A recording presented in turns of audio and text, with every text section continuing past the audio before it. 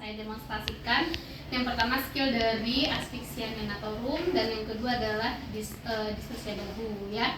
Nah, tentunya di setiap skill kebidanan apapun itu jangan lupa 3A. Aman diri, aman lingkungan, aman pasien. Aman diri itu apa? Adalah kita sebagai penolong sudah melakukan atau pemasangan atau dipasangkan APD-nya gitu ya. Masker jangan lupa dipasang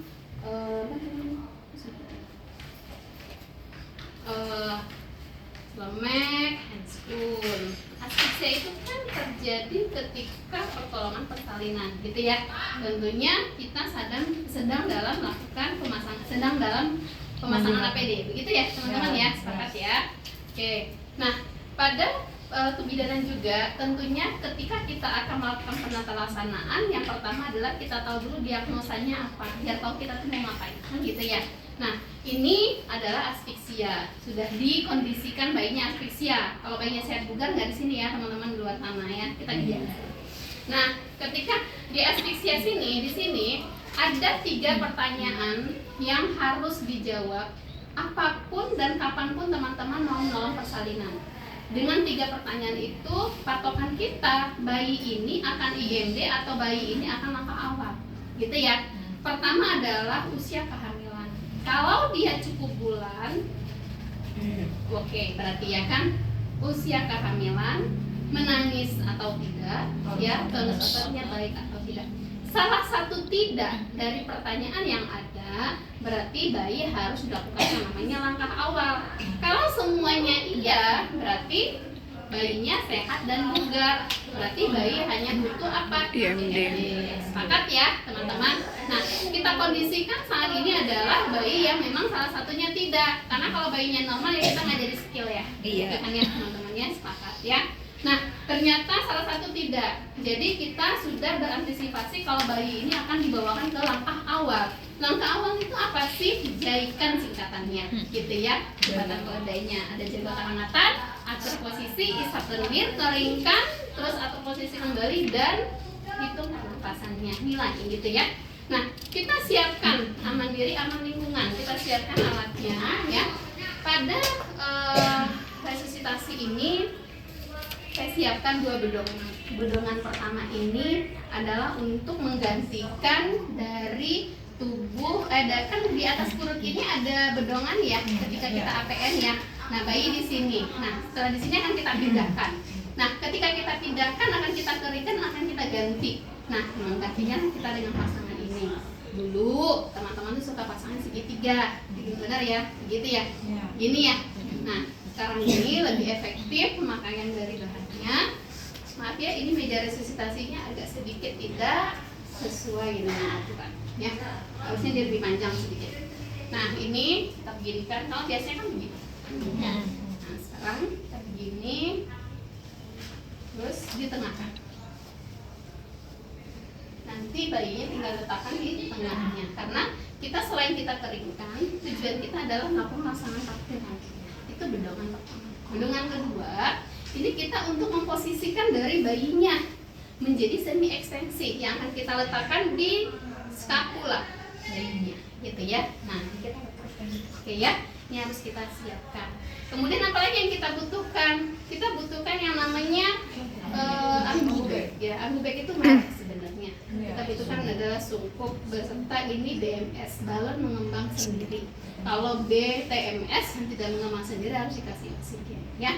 Nah, jangan lupa kita kan nanti akan menyesuaikan ukuran sungkup dengan berat badan si bayi. Insya Allah ini sudah yang sesuai. Kalau kita menggunakan sungkupnya yang begini, ini kan bedanya sama yang ini. Kalau yang begini dilihat ininya apa namanya teh? Kalau seandainya dia tidak mengembung, ya tidak mengembung, dikembungkan ya, gitu ya teman-teman ya. Kalau dia nggak ajak gitu ya, khawatir nanti akan mempengaruhi ketika kita PTV posisinya gitu ya. Nah, oke ya. Terus saya sudah pilih sungkup yang sesuai. Kemudian ini kan reservoir, sengaja tidak saya pasangkan. Kenapa? Karena kita akan melakukan PTP pertama adalah tanpa reservoir, yang mana konsentrasi oksigen ataupun tekanan oksigen yang dibutuhkan hanya 21%. 21% itu seperti kita saat ini di udara aliran bebas, saat ini kita menghirup napas. Itulah ini 21%. Ketika teman-teman menyambungkan dengan ini, tekanannya akan menambah menjadi 90%. Ketika nanti teman-teman akan tambahkan dengan oksigen, gitu kan ya. Nah, ditambahkan dengan oksigen, dipasangkan ke sini, ini tekanannya menjadi 100%. Gitu ya. Jadi tekanan yang kita butuhkan di awal ventilasi hanya 21%, ya. Nah, kemudian saya butuh yang namanya Dili. Kalau di rumah sakit mungkin ini udah nggak laku, pakainya yang Saxon ya, sesuai dengan nomornya ya. Kemudian apa sih namanya ini, bengkok ya, teman-teman yang mau pakai masker, dan stetoskop baiknya stetoskop bayi, bukan yang dewasa. Di sini tadi tidak ada ya. Oke, nah Bu, tadi oksigennya berapa liter, Bu? belum kesana Oh, juga ya. Sabar. Sabar ya. Terus ada lampu, mohon maaf ini lampu tidak sesuai aturan ya. Lampu yang kebetulan lampu yang berwarna apa? Kuning gitu, dan cahayaannya terang ya, tidak seperti ini redup ya, terangan oma ya. Nah, gitu ya. Jadi ini jangan ditiru ya. Letakkan lampu jaraknya 60 cm teman-teman. Nah, kira-kira begitu ya, kekuatan bolongnya 60 gitu ya. Nah, untuk alat sekiranya aman diri aman lingkungan sudah selesai ya. Sekarang kita ke tata laksananya. Tadi karena posisi dari bayinya adalah memang sudah dikondisikan adalah asfiksia, salah satu dari pertanyaan itu tidak, berarti bayi lahir langsung tidak menangis, kita bawa ke meja resusitasi. Posisikan bayi berada di sejajar kita ya. Oke, jaga kehangatan dengan meletakkan lampu ya, jaraknya 60 cm, kekuatan bola 60 watt. Atur posisi JA, atur posisi. Sisinya adalah semi ekstensi. Letakkan di spatulanya di bawah ini. Gitu ya, teman-teman ya. Nah, posisinya semi ekstensi. Isap lendir. Gitu ya. Kita akan melakukan isap lendir mulai dari mulut terlebih dahulu. Letakkan bengkoknya jangan lupa ya. Mulut berapa? Maksimal 5 cm. Jangan lupa ketika kita mensuction pun atau kita mengisapkan lendir, ini di luar udah dipencet, jangan di dalam mencet ya. Kalau teman-teman di dalam mencetnya ini mendorong cairan, tapi ketika yang tepatnya adalah di luar sudah dipencet, di dalam dinaikkan gitu ya. Nah, ini kita lakukan sampai berapa kali, Bu? Tidak ada maksimal berapa kalinya, ini situasional begitu ya. Kemudian setelah mulut, hidung maksimal 3 cm ya, kedalaman dari ini harusnya ada yang putihnya loh, nggak langsung begini ya teman-teman, yang dia apa sih, elastis ya dan lentur, jadi nggak, kalau ini mencederai kalau yang bahannya seperti ini ya. Oke, setelah AIK keringkan. Di sini tadi tujuannya selain mengeringkan adalah kan melakukan rangsangan taktil.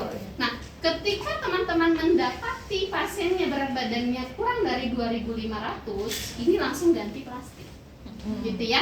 Itu kalau dia di bawah 2.500. Tapi kalau dia di normal berarti langsung seperti ini saja. Oke, kita langsung lakukan pengeringan. Kita keringkan bayinya seperti biasa.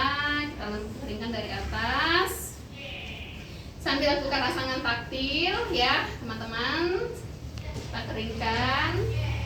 Nah, rangsangan taktil itu sebenarnya dari usapannya, gitu ya. Miringkan sedikit, dirangsang punggungnya ya. Nah, yang di bawah, yang di atas, yang biru dikebawahin, yang di bawah tadi kan bisa di atas. Seperti itu ya. Jadi begitu juga yang sebelahnya. Setelah dilap, dikeringkan, dilakukan rangsangan taktil. Kemudian ini diambil, yang di bawah tadi dikeataskan ya. Jadi sudah bertukar. Sampai sini bisa diterima? Oke. Kita baru sampai keringkan. Ada A kan, JAIK gitu. Ada A lagi, atur posisi kembali. Kenapa Bu atur posisi kembali? Karena berubah ya. Karena kita nih habis menggantinya gitu. Jadi berubah. Jadi atur posisi kembali menjadi semi ekstensi. Kemudian baru kita nilai. Apa Bu yang dinilai? Yaitu frekuensi jantung. Berapa lama Bu menilainya? 6 detik ya.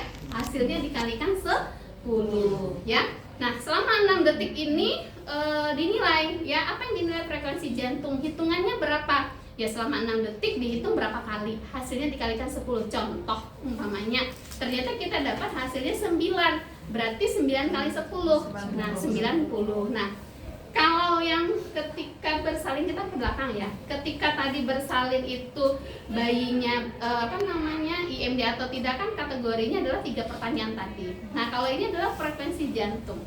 Ketika frekuensi jantungnya di atas 100, berarti bayinya normal, gitu ya kan? Berarti dia tidak perlu yang namanya ventilasi tekanan positif, gitu ya. Ketika frekuensi jantungnya kurang dari 100, berarti bayi ini butuh yang namanya ventilasi tekanan positif, ya. Kita kondisikan memang bayinya yang frekuensi jantungnya kurang dari 100, ya. Kalau lebih dari 100, selesai, gitu ya, nggak jadi ya. Oke, nah ternyata frekuensi jantungnya tadi 9 kali 10, berarti 90. Berarti harus dilakukan yang namanya ventilasi tekanan positif. Sungkupnya kita sudah sesuaikan. Kita akan letakkan sungkup menutupi apa? Hidung, mulut, dan dagu. Posisikan kalau ini sudah ada bentuk anatominya. Kalau ini kan belum ya. Jadi kalau udah ada anatominya berarti ini di hidung, nutupi hidung, mulut, dan dagu. Ya. Tangan penolong berbentuk huruf C. Ya, letakkan seperti ini. Lakukan ventilasi pertama itu selama 15 detik. Tidak ada lagi ventilasi percobaan. Ya, langsung selama 15 detik. Dihitung berapa kalinya? Hitungannya sama. 1 lepas-lepas, 2 lepas-lepas, 3 lepas-lepas, 10 lepas-lepas. Sudah 15 detik. Apa yang dilihat ketika 15 detik itu? Dadanya mengembang atau tidak? Kalau tadi mengembang nggak teman-teman? Enggak ya, nggak ada yang mengembang kan? Coba baca lihat ya. 1 lepas-lepas, 2 lepas-lepas, ternyata tidak mengembang. Kalau dadanya tidak mengembang, saya langsung namanya cek SR ya, cek sungkupnya, posisi sungkupnya, kemudian cek posisinya. Jadi kita coba lagi. 1 lepas-lepas, 2 lepas-lepas, 3 lepas-lepas, 10 lepas-lepas. Sudah 15 detik, dada mengembang nggak? Mengembang ya. Kalau dada mengembang, walaupun tadi nih kita PTP langsung nih 15 detik dadanya langsung mengembang, itu tambahkan langsung.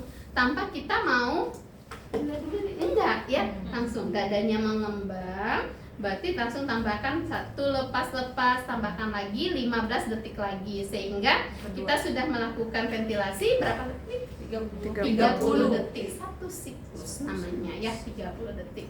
Nah, setelah 30 detik, setelah satu siklus baru kita cek dengan yang namanya stetoskop. Berapa lama tadi? 6 detik Hasilnya kali dikalikan 10. berapa? 10. Betul. Akan ada 3 kategori ke nilai.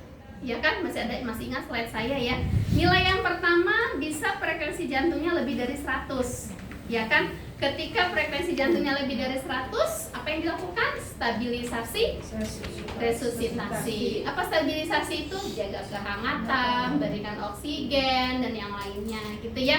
Nah, penilaian kedua, ketika nilai frekuensi jantungnya di bawah 100, di atas 60.